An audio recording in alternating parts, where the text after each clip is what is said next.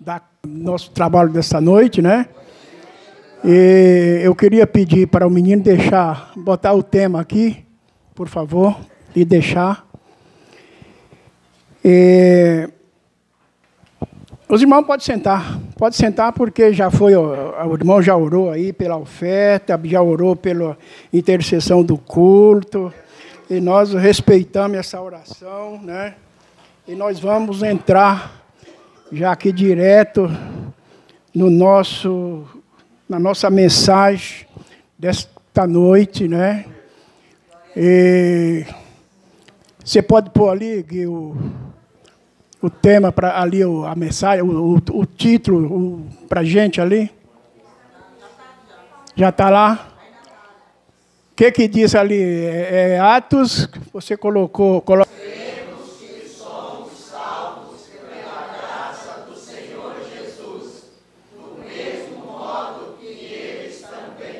Isto. Pode deixar aqui, por favor. Então, ninguém é salvo porque merece. Nós somos salvos porque alguém teve a misericórdia da gente e nos derramou uma graça e nos deu o direito de sermos salvos. A salvação, ela é uma coisa bem delicada. Lá no céu, queridos, não vai entrar com brincadeira, não. Lá eu só vou entrar pela graça se eu fazer o porquê. A graça não veio para me dar liberdade para fazer o que eu quero, não. Tem um preço a pagar. Então, quando a gente recebe a graça, existe graça e existe graciado. É bem diferente uma coisa da outra. Se essa graça nos veio para dar um direito de nós reconciliar novamente com Deus, que nós tínhamos perdido esse direito. Nós tínhamos perdido esse direito porque, através de um homem, esse pecado nos tirou dos caminhos da vida. Mas Deus, pela sua infinita misericórdia, pelo seu amor que Ele tem naquela pessoa que Ele formou, que Ele disse, essa aqui é a minha imagem. Ele zela por isso. Então, por esse cuidado que ele teve, o mundo, para alguém que olhava, dizia, está tudo perdido. Mas Deus olhava e dizia assim, eu vou dar um jeitinho. Os meus planos estão traçados e ninguém tira. Então, Deus, com aquele plano, porque ele sabia que as coisas iriam acontecer. Ele sabia que o homem iria transgredir. Ele deu a ordem, mas pela minha desobediência, eu transgredi. Que foi o caso do homem lá, o primeiro homem. Deus sabia disso. Sabia que isso ia acontecer, porque estava traçado. Jesus disse o seguinte. Quando ele estava fazendo a formação do mundo, eu era o seu arquiteto. Quer dizer, ele estava junto. Ele estava na formação. Aí ele dizia assim, e tudo que eu fazia, ele achava graça. Você já imaginou, você como um profissional, nós temos aí o orgulho de dizer que temos profissional aí, que entrou trabalhando com a gente de ajudante de pedreiro. Hoje é um mestre de obra, hoje ele é um fino azulejista, que é o presbítero Alex, né? Todo mundo aqui conhece ele. Foi meu servente. Então a gente fica orgulhoso de olhar o serviço da pessoa e dizer assim, está bem feito. É o que Jesus falou lá. Tudo que meu pai fazia, eu estava com ele. E tudo que eu fazia, ele achava graça. Ele confirmava o serviço. Então, meus queridos, a graça, se Deus não tivesse a misericórdia e não derramasse essa graça na nossa vida, nós não estaríamos aqui hoje. Tenho certeza disso. E às vezes a gente brinca com coisa séria, né? Eu li uma história do irmão, é até uma história engraçada. Era um ex-drogado, aceitou o evangelho, foi para a igreja, e era o homem que mais gritava aleluia e glória a Deus. E quando você estava tudo aqui parado, por exemplo, ele estava lá em pé, lá no último banco, gritando, dando glória a Deus e aleluia, Deus é bom e Deus me salvou. E aquilo irritou alguém. Chegou no pastor e disse assim: pastor, você tem que dar um jeito nesse homem. Esse homem chegou ontem aqui e está numa situação dessa. O pastor ouviu e foi para casa.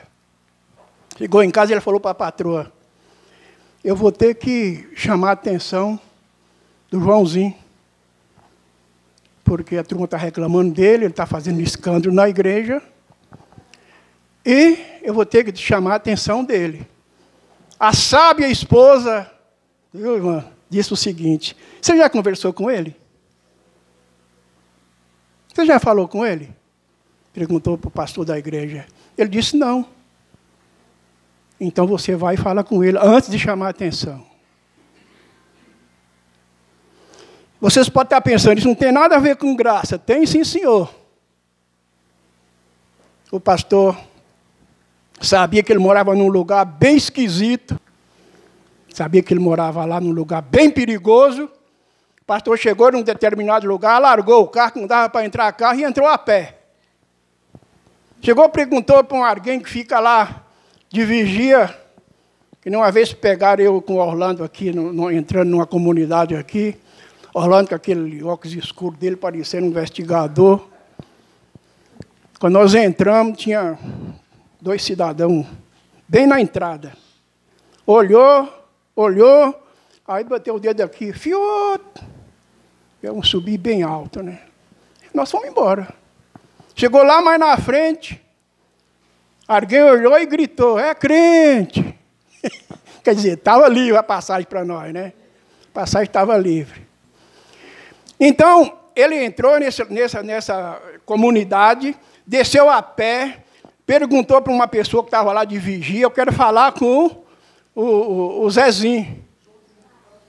Disse: não, mas não existe Zezinho aqui.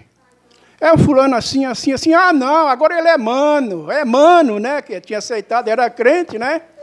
Você é mano. Então, você desce aqui, desce para lá, vai para cá, você vai chegar no barraco dele.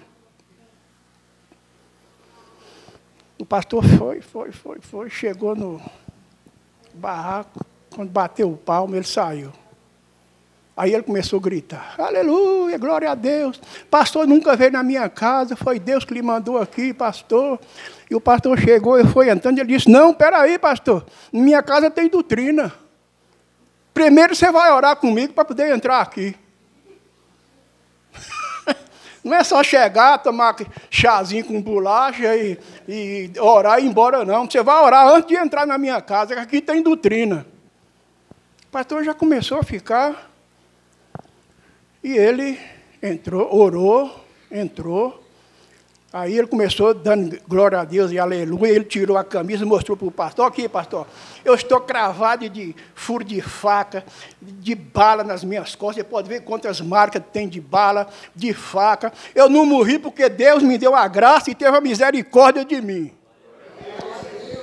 E hoje eu estou lá na igreja dando glória a Deus porque Ele me salvou, Ele me deu essa graça, né? Aí o pastor o viu, ficou vermelho, né? Na hora de ir embora, disse: já vai embora, pastor? Já, então espera aí, vamos orar primeiro.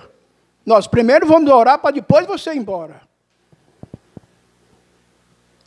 Orou ali com o mano e Foi embora. Chegou na casa dele, todo vermelho, falou para a mulher assim, olha, mulher, hoje eu me converti.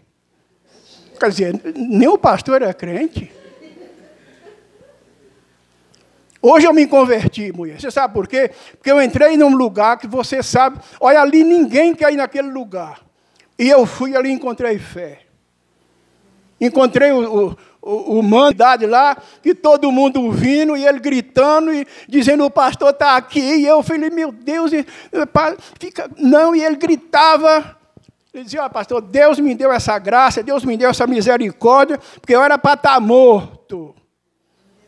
Mas Deus teve misericórdia de mim. Para concluir, o pastor chegou e falou para a mulher, mulher, hoje eu me converti. Hoje eu aprendi coisa que eu nunca esperava de aprender. Você já imaginou, irmãs, se a mulher tivesse falado, é isso mesmo, chama a atenção dele, que está muito barulhento.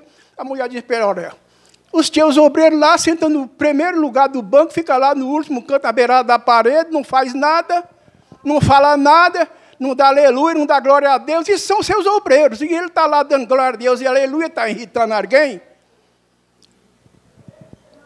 Isso foi a mulher do pastor que falou para ele. Entretanto, o pastor chegou no próximo culto, reuniu a direção, a liderança da igreja, e disse o seguinte, a partir de hoje, o Mano vai fazer parte desse lugar no púlpito aqui comigo. Quer dizer, ele ganhou um cidadão que para a igreja estava perdido. Era muito barulhento, só gritava, só dava glória a Deus e aleluia, estava irritando alguém. Mas com a sabedoria da esposa. E o pastor que soube ouvir a esposa, que também teve isso, né? Se ele não quisesse ouvir ele não ouvia. O dia lá quem manda sou eu. Eu vou chamar a atenção e eu botar ele para fora. Se ele, ou ele obedece ou sai. Ele ouviu a patroa. E o Zezinho tomou lá o lugar dos obreiros, que estava lá, diz que irritado pelo glória a Deus e aleluia do Mano, né? Então, quando ele gritava que Deus tinha dado graça para ele, que ele era para estar morto, mas que a graça de Deus tinha sido derramada sobre ele, e ele estava de pé, ele dizia assim, enquanto eu viver, eu vou dar graças a Deus, porque eu estou salvo, eu estou livre do mal, eu estou livre daquela imundície que eu fazia parte, porque a graça de Deus foi derramada sobre mim.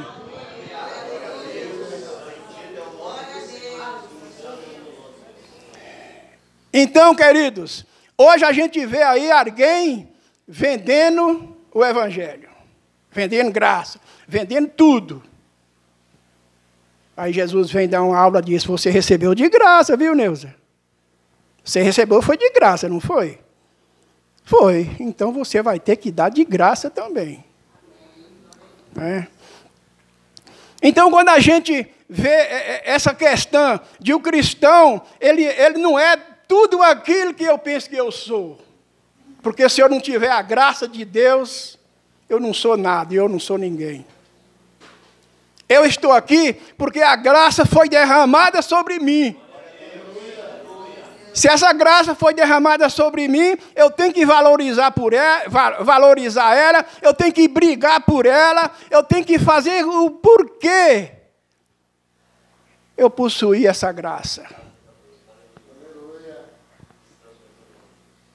Pela misericórdia de Deus, como eu dizia no início, Deus tinha um projeto, nesse programa de projeto, ele formou esse projeto, na hora certinha ele agiu.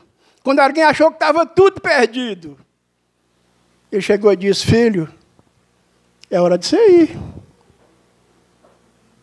É hora. Aquilo que nós fizemos lá no início, não podemos perder. A gente tem que recuperar aquilo que nós formamos. Os nossos servos, os nossos filhos, que estão ali praticamente desamparados, estão desorientados, agora é hora de alguém agir. E essa graça que se chama Senhor Jesus Cristo, foi quem veio para nos dar esse direito de se encontrar aqui mais uma vez. Né? Então as irmãs da SOFAP, elas fizeram um tema muito bonito, né, pastor Zenilson? Como é que diz? Qual é que é o tema da SOFAP? A graça, como é que é?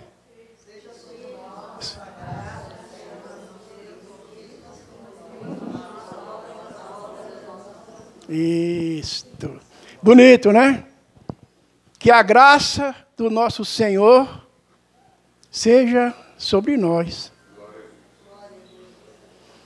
Então, se essa graça é derramada para um povo que não tinha um direito, que tinha perdido um direito de salvação, que achava que não ia ter conserto, aí vem Deus e envia seu Filho Jesus para me salvar. Irmão, parece uma brincadeira. Se a gente soubesse, colocasse na balança o valor que você tem, o valor que a gente tem, se a gente botasse na balança, a gente valorizava bem mais do que a gente valoriza. Se nós estamos nessa graça, porque Deus teve a misericórdia de nós. Aí veio Jesus e nos tirou do lamaçal. Agora ali, ó, como você viu, amém, todos que eles também. Eles quem? Eles estão referindo quem? Quem vocês acham que ele está referindo aqui? Pode falar, eu estou pedindo que alguém bote esse remendo aí. Né? Do mesmo modo que eles também. Eles quem?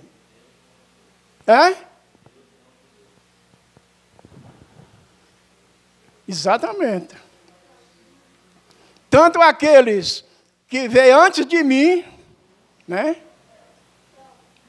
Antes de mim, como foi dito aí, judeu e não judeu, que eu não era judeu, né? E nem agora sou. Sou baiano. Sou baiano, sou. Eu, às vezes eu falo, pastor, alguém não me entende quando eu falo o seguinte: eu não sou pentecostal. Alguém acha que ser pentecostal é aquele sujeito que grita, que nem humano lá, né? Que grita, que dá pulo, que dá cambalota, que dá glória a Deus, que dá aleluia. Acha que é esse homem que é pentecostal. E não é. Eu sou fruto, pela graça de Deus. Eu sou fruto de uma colheita que foi feita no dia de Pentecostes. Eu entendo assim. Se alguém quiser continuar sendo pentecostal, continua, eu não sou. Eu sou um fruto. Que naquele dia da festa de Pentecostes, eu fui colhido. Eu sou esse homem, eu sou esse fruto, né? Então, se Deus não derramasse aquela graça naquele dia, lá em Pentecostes, esse fruto não estaria aqui hoje falando com vocês. Então, Deus teve a misericórdia de nós, e de mim principalmente, que eu era um cidadão que vivia lá na Bahia, tocando acordeon, bebendo, fumando, indo em festa, 3 dias dançando, bebendo e tocando acordeon para os outros dançar. Aquilo para mim era um prazer. E Deus teve a misericórdia de mim. A sua graça veio sobre mim. E hoje eu estou aqui. Foi difícil? Foi. Porque os colegas me chatearam demais. Que isso, irmãozinho? Vamos lá tocar para a gente dançar. Só hoje, não, nem só hoje, nem amanhã, nem nunca. Porque a decisão, quando ela é tomada para ser um cristão, você tem que ser. As coisas velhas vão se passar. Passaram, agora tudo é novo na nossa vida. Ou então você não está nessa graça. Então, se a graça está sobre mim, eu tenho que fazer a diferença. Tem que fazer a diferença. Muito bem, Gui, coloca para a gente ali Salmo 90, 17. Vamos ver o que disse ali.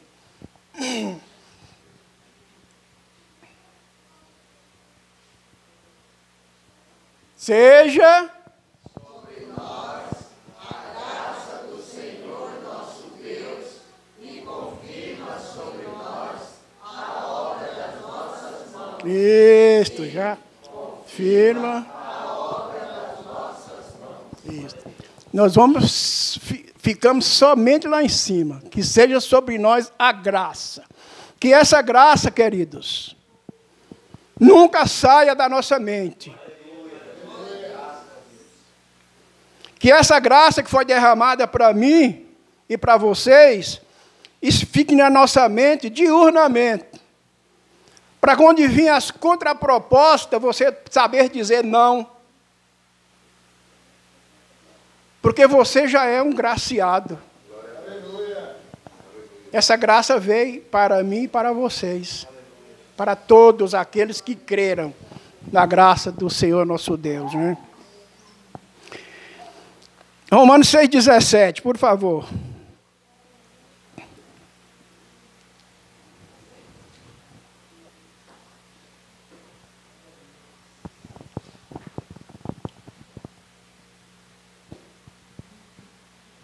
Mas o quê?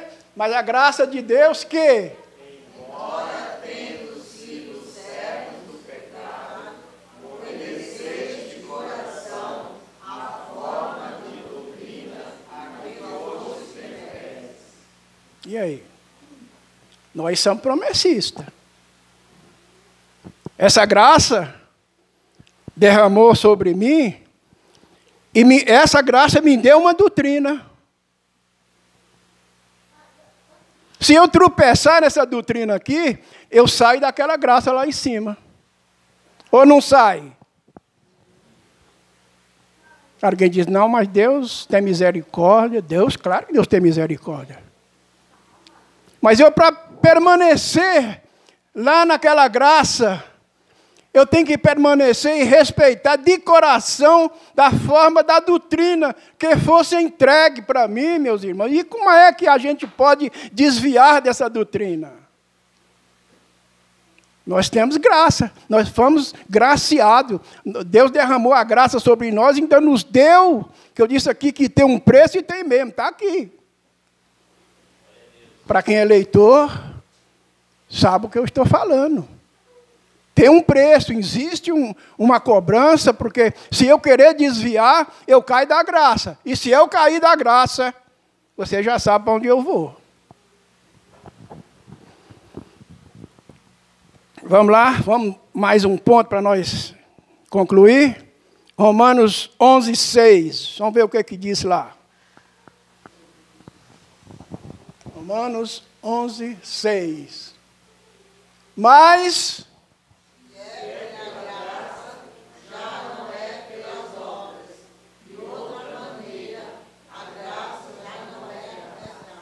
Isso. E aí? Já que é pela graça, viu, irmão? Não é pelo seu trabalho. Não é pelo seu trabalho que você prestou. Porque se a graça não valer, se o seu trabalho valer mais do que a graça, não é mais pela graça. Acabou. Não tem valor nenhum. Então, não importa que você tenha aí 50 anos de promessista, não importa que você já ganhou 500 almas para Jesus, você fez um bonito trabalho.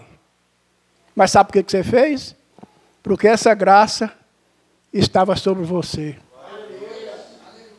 Não foi você.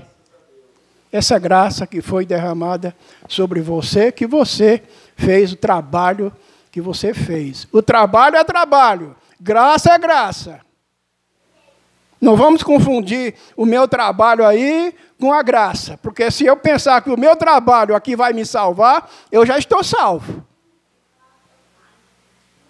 Eu já estou salvo. Mas não é por aí. Eu estou salvo pela graça do nosso Senhor Jesus Cristo.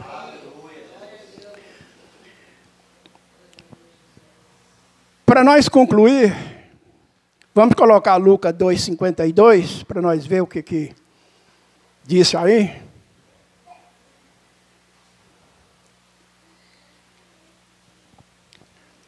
Então, o cristão, ele nunca se forma, chega lá à estatura de uma vez só. Todos os dias a gente tem que crescer um pouquinho. Às vezes eu falo, eu venho aqui num sábado, eu escuto uma mensagem. Ela fica nos meus ouvidos até o próximo sábado, eu vou ouvir outra. Mas essa eu tenho que ter aproveitado alguma coisa dela. Porque se eu esquecer a primeira, aí eu não vou ter proveito nenhum. Quando eu receber a segunda, vai virar uma manchete de jornal, que você lê um jornal hoje, amanhã você já esqueceu da manchete. Então diz o seguinte, né? E crescia Jesus em sabedoria, em estatura e em graça, diante de Deus e dos homens. Eu não sei vocês, eu digo eu. Como será que eu estou perante Deus e os homens? A minha estrela, como eu sou um graciado, ela tem que brilhar lá fora. Ela tem que brilhar lá perante os homens. Que às vezes alguém chega na gente e pergunta assim, você é diferente, por quê? Não é, Lindalva? Aí é hora de você tocar evangelho nele. Eu sou diferente, porque eu sou um graciado por Deus, Deus me deu graça, e por isso que eu estou aqui hoje, falando com você. Então, se eu não tiver graça diante de Deus, primeiro Deus, e dos homens, pronto. Eu perdi toda a graça.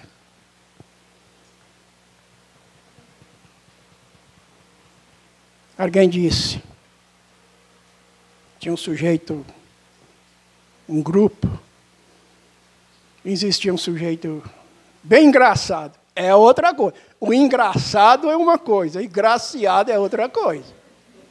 Não mistura, né? Aquele sujeito que só fazia todo mundo dar risada. Feio. E um bonitão sisudo lá no canto. Alguém disse, aí veio o cidadão e falou para o outro assim, pois, mas você com uma feiura dessa, que graça que você tem, tanta graça, que gracinha é essa, que nem de Saeb, né? Tanta gracinha que você faz. Ele disse, mas é melhor ser um feio engraçado do que um bonito triste. Mas, entender a história? Existe o sujeito feio, mas ele é engraçado. Existe aquele bonitão triste que não dá uma risada, que ele não comunica com ninguém. Esse é um triste. Não tem graça nenhuma. Agora, a graça que eu desejo segurar ela até o meu último suspiro, é essa graça aqui, ó, diante de Deus e dos homens. Às vezes você pode até ser desprezado pelos homens, mas seja fiel. Comprando, pagando, né? Para quando você for fazer um cadastro. Eu fui fazer um cadastro há poucos dias aí, o sujeito chegou em mim e falou assim, olha, aqui todo mundo chega querendo comprar, né? Mas bate lá o nome dele, tem restrição. Mas ele disse para mim, mas parece que olhando para você, você não é desses. O cara falou isso para mim. Aí puxou lá o meu cadastro e disse, rapaz, você é doido, você aqui está com a ficha limpa, você faz o que você quiser aqui dentro. Eu fiz tanto que comprei 2 carros, um para mim e um para minha filha. Quando eu cheguei lá, o cara achou que ele pensou, ele falou, todo mundo chega aqui querendo comprar.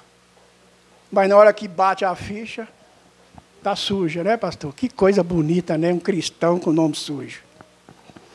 Mas se a graça e crescer Jesus em sabedoria, quer dizer que se a gente quer imitar Jesus, que alguém diz que nós temos que ser imitadores dele, Eu tenho que aprender a crescer nessa graça.